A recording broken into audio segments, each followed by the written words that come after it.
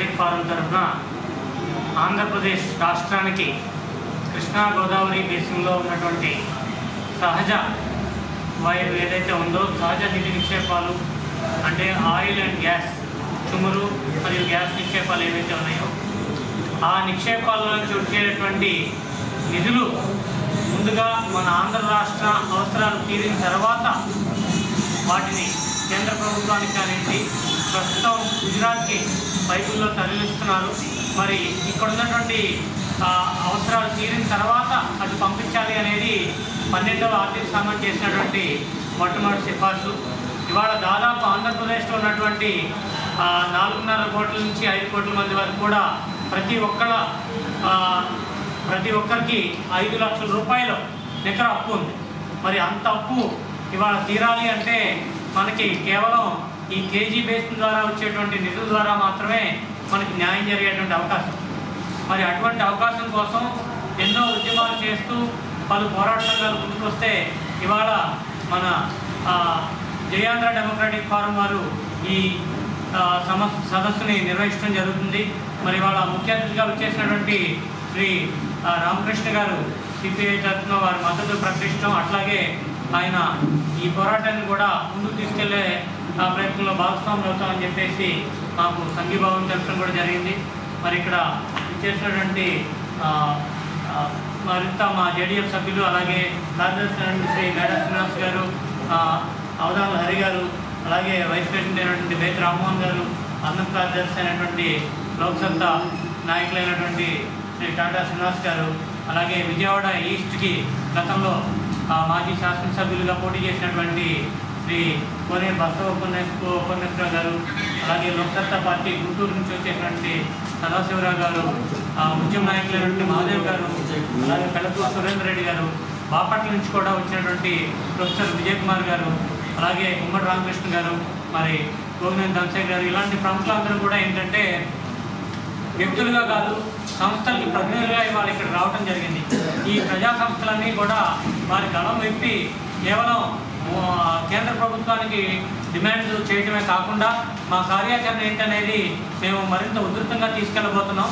మా సంఘంలో ఉన్నటువంటి ప్రముఖ న్యాయవాదులు ఎవరైతే ఉన్నారో వారందరూ రాష్ట్ర స్థాయిలోనూ అలాగే కేంద్ర స్థాయిలో కూడా కేసులు వేయటం, ఇప్పుడు ఎలా అయితే రామ మందిరానికి పరిష్కారం ఒక సామాన్యుడి కేసు వేసి సాధించాడో అలాగే కేజీ బేస్ని కూడా న్యాయ పరిష్కారం ద్వారానే మనకి జస్టిస్ జరుగుతుందని చెప్పేసి కోరుతూ మా జేడీఎఫ్ తరఫున ఇప్పుడు ఉన్నటువంటి ప్రధాన రాజకీయ పక్షాలన్నింటికీ మేము ఇచ్చేటువంటి మొట్టమొదటి డిమాండ్ ఏంటంటే ఈ కేజీ బేస్ని సాధన కోసం అన్ని రాజకీయ పార్టీలు కూడా వారి ఎజెండాలో ఈ అంశాన్ని చేర్చాలని చెప్పేసి మేము కోరుతున్నాం.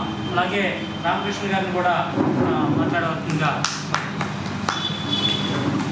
ఇప్పుడు మా హరి గారు మాట్లాడుతున్నారు. జయాంధ్ర డెమోక్రటిక్ ఫోరం ప్రధాన కార్యదర్శి మేడా శ్రీనివాస్ గారు, ఆయన అడ్వకేట్. మరి కాకినాడ పెట్రోలియం కాంప్లెక్స్ మీద మనం విభజన చట్టంలో పెట్టిన అంశం మీద మరి ఆ రోజు రాజమండ్రిలో రామకృష్ణ గారు అందరూ వచ్చారు. మరి విస్తృత సమావేశం కాకినాడ పెట్రోలియం కాంప్లెక్స్ మీద పెట్టాము వస్తుంది సార్. కాబట్టి మళ్ళీ రాజమండ్రిలో గోదావరి జిల్లాలో ఇది ఎక్కువ రావాలి మరి. కాబట్టి మేడా శ్రీనివాస్ గారు ఎటువంటి ఉద్యమ డైరెక్షన్ ఇస్తారో ఆయన మాట్లాడవలసింది. మైక్ తీసేయండి. మైక్ ఆఫ్ చేసేయండి సార్. మైక్ వద్దండి. మైక్ పెట్టేసేయండి పక్కన.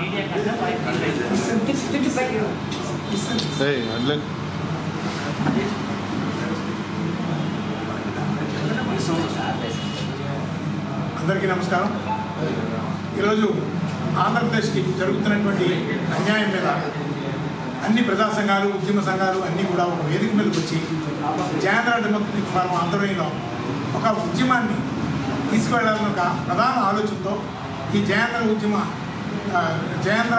డెమోక్రటిక్ ఫోరంని ఆవిర్భవించడం జరిగింది. ప్రధానంగా మేము జయాంధ్ర డెమోక్రటిక్ ఫోరం ఆవిర్భావం నుంచి కూడా మమ్మల్ని వెన్నుతట్టి చేస్తున్నటువంటి రామకృష్ణ గారికి, సిపిఐ సీనియర్ నాయకులు, రాష్ట్ర నాయకులు రామకృష్ణ గారికి ప్రత్యేక ధన్యవాదాలు తెలియజేస్తున్నాం మా జయాంధ్ర డెమోక్రటిక్ ఫోరం నుంచి.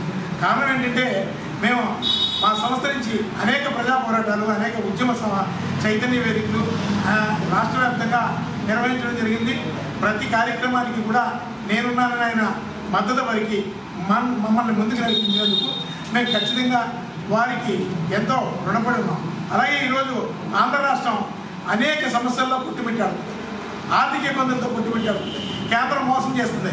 ఆంధ్రప్రదేశ్ నుంచి పాలకపక్షాల నుంచి ఎవరు కూడా మా రాష్ట్ర పరిస్థితి ఏంటి, ఆంధ్రప్రదేశ్కి కావాల్సినటువంటిది ఏంటి, ఇక్కడికి ఇస్తానన్నటువంటి విభజన చట్టం ప్రకారం అమలు చేయాల్సినటువంటివి ఏంటి, అలాగే 12th ఫైనాన్స్ కమిషన్ రికమెండ్ చేసినటువంటి 50% ఎందుకు మీరు ఇంప్లిమెంట్ చేయడం లేదా అని అడిగేటటువంటి నాయకులు కేంద్ర ప్రభుత్వంలో ఎవరు లేకపోవడం ఆంధ్రప్రదేశ్ ప్రజల దురదృష్టం. దీన్ని ఖచ్చితంగా మనం సాధించుకోవాలి అంటే ఉద్యమ రాజకీయ పార్టీలు అలాగే ఉద్యమ సంస్థలు అన్నీ ఒక త్రాటి మీదకి వచ్చి ఖచ్చితంగా ఈ ఆంధ్రప్రదేశ్లో ప్రధానమైనటువంటి కేజీ బేసిల్ని బేస్ చేసుకొని ఒక పెద్ద ప్రజా ఉద్యమాన్ని తీసుకువెళ్ళడం ఖాయమని ఈ సందర్భంగా పాలకపక్షాలని మా జేడీఎఫ్ హెచ్చరిస్తుంది. అలాగే త్వరలో రాజమండ్రి ప్రధాన కేంద్ర స్థానంగా ఈ కేజీ బేసిన్కి ఉంది కాబట్టి అక్కడి నుంచి ఒక కార్యాచరణని సిద్ధం చేస్తాం. అలాగే అక్కడ ఒక సమావేశాన్ని నిర్వహించడానికి కూడా మేము ప్రణాళిక సిద్ధం చేస్తున్నాం. త్వరలో ఆ విషయాన్ని మేము తెలియజేస్తాం. అలాగే ఇక్కడ ఉన్నటువంటి ప్రజలందరూ కూడా అనేక ఉద్యమ వేదికల మీద వాళ్ళ యొక్క అనుభవాలు ఉన్నాయి. ఖచ్చితంగా మీ అందరూ కూడా మనమందరం కూడా ఒక త్రాటిగా మన ఆంధ్రప్రదేశ్ జై ఆంధ్ర సేవ్ ఆంధ్ర అనే నినాదంతో ఖచ్చితంగా ఆంధ్రప్రదేశ్ని కాపాడుకోవాల్సిన ఆవశ్యకత ఉంది. ఖచ్చితంగా ఈ పాలకపక్షాలు ఈ ఆంధ్రప్రదేశ్కి మేలు చేసేటువంటి పరిస్థితులు లేవు, ఏ రాజకీయ పార్టీ అయినా సరే. అందుకని ఉద్యమ పార్టీలే ఆంధ్రప్రదేశ్ భవిష్యత్తుకి శరణ్యం అని చెప్పి మేము నమ్ముతున్నాం.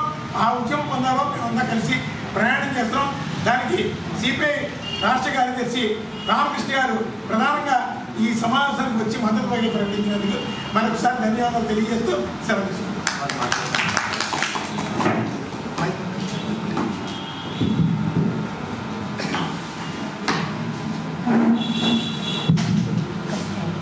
మిత్రులందరికీ నమస్కారాలు.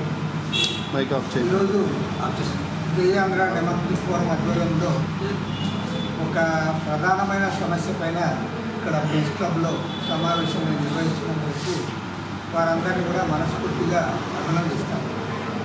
ఎందుకంటే గతంలో ఈ కేజీ బేసిన్ దానిపైన ఈ గ్యాస్ నిక్షేపాలపైన దీనికి సంబంధించి పాలక పార్టీలు కూడా చర్చించారు.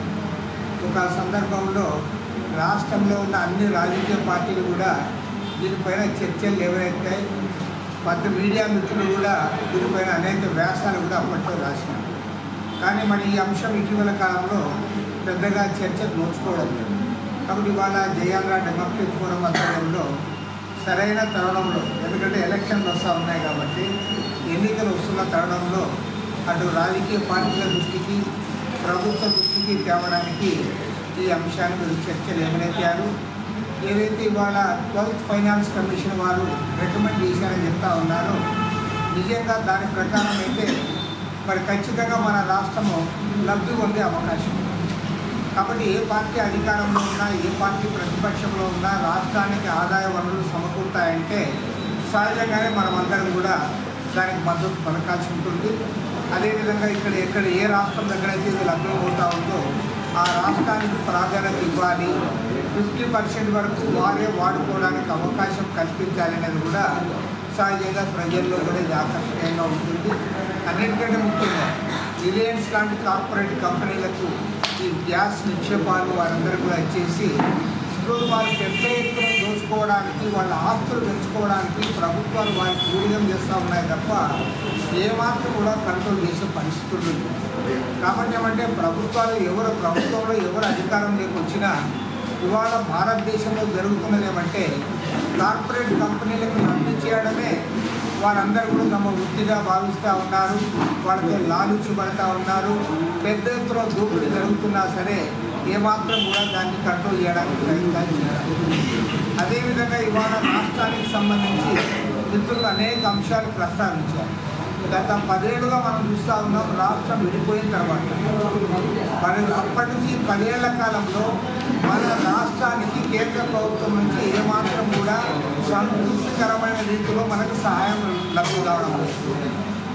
నేను ఏదో చెప్పింది చేయకపోతే మనం కూడా పెద్దగా పట్టించుకోం. కానీ సాక్షాత్తు పార్లమెంట్లో విభజన బిల్లు ఆమోదించిన తరుణంలో ఏవైతే విభజన బిల్లులో పేర్కొన్నారో అంశాలు ఏవి కూడా సక్రమంగా చేయలేదు.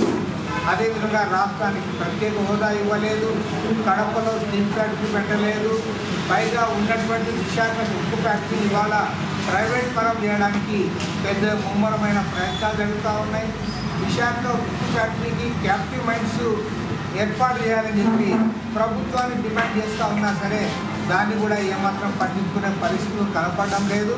ఇలాంటి తరుణంలో ఇవాళ రాష్ట్రానికి సంబంధించిన అత్యంత ప్రధానమైన సమస్య ఈ కేజీ బేసిన్కి సంబంధించి గ్యాస్ నిక్షేపాలకు సంబంధించి అందులో మనకి 4 డిమాండ్స్ మన వాళ్ళు పొందుపరిచారు. ఈ 4 డిమాండ్స్లో ప్రధానంగా మన వాళ్ళు చెప్తున్నది ఏమంటే మన రాష్ట్ర అవసరాలు తీర్చిన తర్వాతనే ఇతర రాష్ట్రాలకు సరిహద్దులు దాటించాలంటా ఉన్నారు. అదేవిధంగా రిలయన్స్ కార్పొరేట్ సంస్థలు దాసోహమై కేంద్ర ప్రభుత్వం నిర్ణయించిన సహజ వాయువు ధరను కూడా తగ్గించాలనేది ఒక డిమాండ్ చేస్తూ ఉన్నారు. అంతేకాకుండా గృహ అవసరాలకు ప్రతి ఇంటికి 100 రూపాయలతో గ్యాస్ ఇవ్వాలని అడుగుతున్నారు. ఇవాళ పొలిటికల్ పార్టీస్ కూడా ఆలోచించారు. చంద్రబాబు నాయుడు గారు కూడా మొన్న జరిగిన వాళ్ళ దీంట్లో మేనిఫెస్టోలో 3 సిలిండర్లు ఏమో ఫ్రీగా ఇస్తారు, ఇప్పుడు 4 అంటారు. ఫ్రీగా ఇచ్చే బదులు దానికి 100 రూపాయలు దానికి పెట్టి నిజంగా ఈ డిమాండ్ను అమలు పరిస్తే ఖచ్చితంగా ప్రభుత్వానికి భారం ఉండదు, ప్రజలకు కూడా మేలు జరుగుతుంది. దీంతో పాటు మన వాళ్ళు కోరుతున్నది ఏదైతే రాయల్టీ ఉందో ఆ రాయల్టీలో 50% రాష్ట్ర ప్రభుత్వానికి రావాలని కోరుతారు.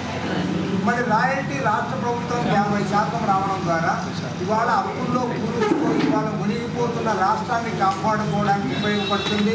ప్రభుత్వాలు ఏవైతే సంక్షేమ కార్యక్రమాలు కొనసాగిస్తూ ఉన్నారో ఆ సంక్షేమ కార్యక్రమాలు కూడా నిధులు లభ్యం కావడానికి అవకాశం ఉంటుంది. కాబట్టి ఇవాళ నేను రాష్ట్రంలో ఉన్న అన్ని రాజకీయ పార్టీలకు నేను మిత్రులను కూడా కోరుతా ఉన్నాను, ఈ రాష్ట్రంలో ఉన్న అన్ని రాజకీయ పార్టీల అధ్యక్షులను కూడా కలవండి. అన్ని రాజకీయ పార్టీలు కూడా ఈ అంశం పైన మాట్లాడాలి. ఇవాళ ఎన్నికలు వస్తున్న తరుణంలో ఇవాళ రాష్ట్రానికి జరుగుతున్న అన్యాయం పైన ఈ కేజీ బేసిన్ దానిపైన ప్రతి రాజకీయ పార్టీ కూడా మాట్లాడాలని డిమాండ్ చేస్తాం. దురదృష్టం ఏమంటే అధికారంలో ఉన్న పార్టీ ప్రధాన ప్రతిపక్ష పార్టీగా ఉన్న వారిపైన ఎక్కువ బాధ్యత ఉంటుంది. కాబట్టి వారిని కూడా మీరు కన్సల్ట్ అయ్యి అందరి చేత ఈ అంశాలను ఒప్పింపజేస్తే మన రాష్ట్రానికి మేలు జరుగుతుంది. రాష్ట్రానికి రాబోయే రోజుల్లో మన రాష్ట్రం ఇవాళ అధోగతి పాలవుతూ ఉంది. నేను ఒక్క మాట చెప్పి నేను చివరిలో ముగిస్తా. రాష్ట్రం విడిపోయినప్పుడు 2014 జూన్ 2వ తేదీ నాడు ఆ రోజు స్పష్టంగా చెప్పారు, తెలంగాణ వెనకబడింది, ఆంధ్రప్రదేశ్ ముందుకు పోయింది. 2014-15లో మన రాష్ట్రానికి వచ్చి ఇన్కమ్ చూస్తే 2 రాష్ట్రాలు పోల్చుకున్నప్పుడు ఆ రోజు తెలంగాణ రాష్ట్రానికి 51,042 కోట్ల రూపాయల ఆదాయం వచ్చింది. అదే సందర్భంలో ఆంధ్రప్రదేశ్ రాష్ట్రానికి దాదాపు 65,800 కోట్ల రూపాయల ఆదాయం వచ్చింది. కానీ ఇవాళ 10 ఏళ్ల తర్వాత చూస్తే ముఖ్యంగా 2023-24 లెక్కల ప్రకారము తెలంగాణ రాష్ట్రానికి 1,59,000 కోట్ల రూపాయల ఆదాయం వస్తే ఆంధ్ర రాష్ట్రానికి వారికంటే కూడా తక్కువగా వారికంటే 1,077 కోట్ల రూపాయల ఆదాయం తక్కువగా ఉంది. కాబట్టి మన ఆంధ్ర రాష్ట్రం ముందుకు పోతా ఉందా వెనకపోతా ఉందా విఘ్నులైన మేధావులందరూ కూడా ఆలోచించాలి. నిజంగా ఆ రేషియోలో తీసుకుంటే మన రాష్ట్రానికి 2,20,000 కోట్ల రూపాయల ఆదాయం ఉండాలి. కానీ తెలంగాణ కంటే కూడా మనం 1,000 కోట్ల రూపాయలు వెనకబడినామంటే రాష్ట్రం వెనక్కుపోతూ ఉంది. అదేవిధంగా మీకందరికీ కూడా గుర్తు చేస్తూ ఉన్నా, ఇటీవల ఇవాళ మనకి ఇన్వెస్ట్మెంట్స్ కూడా రావడంలే, పరిశ్రమాధిపతులు ఎవరు ఆసక్తి ఇవ్వడంలే. మన దావోస్లో దానికి సంబంధించిన వరల్డ్ ఎకనామిక్ ఫోరం సమావేశం జరిగితే మన పక్కనే ఉన్న తెలంగాణ ముఖ్యమంత్రి రేవంత్ రెడ్డి గారు పోయారు. మన ముఖ్యమంత్రి గారు ఇక్కడ ఎమ్మెల్యేలు ట్రాన్స్ఫర్ చేస్తారు, తాడేపల్లి ప్యాలెస్లో ఉండి ట్రాన్స్ఫర్ చేసుకుంటా అన్నాడు. ఎమ్మెల్యేలు ఎంపీలను క్యాండిడేట్లను ట్రాన్స్ఫర్ చేసుకుంటారు. కాబట్టి ఇవాళ మన రాష్ట్రం అన్ని రకాలుగా అధోగతి పాలవుతూ ఉంది, వెనక్కి పట్టుబడుతూ ఉంది, రాష్ట్రానికి ఆదాయం తగ్గిపోతూ ఉంది. కాబట్టి ఇవాళ మన జయాంధ్ర డెమోక్రటిక్ ఫోరం తరఫున ఏవైతే డిమాండ్స్ పెట్టారో దాన్ని సంపూర్ణంగా బలపరుస్తూ, కానీ ఇది అన్ని రాజకీయ పార్టీలు కూడా చర్చించే అంశంగా రేపు రాబోయే ఎన్నికల్లో రాష్ట్రంలో ఉన్న ఓటర్లందరూ కూడా దీనిపైన దృష్టి సారించే విధంగా అందరినీ కూడా కలవాలని చెప్పి కోరుతున్నాం.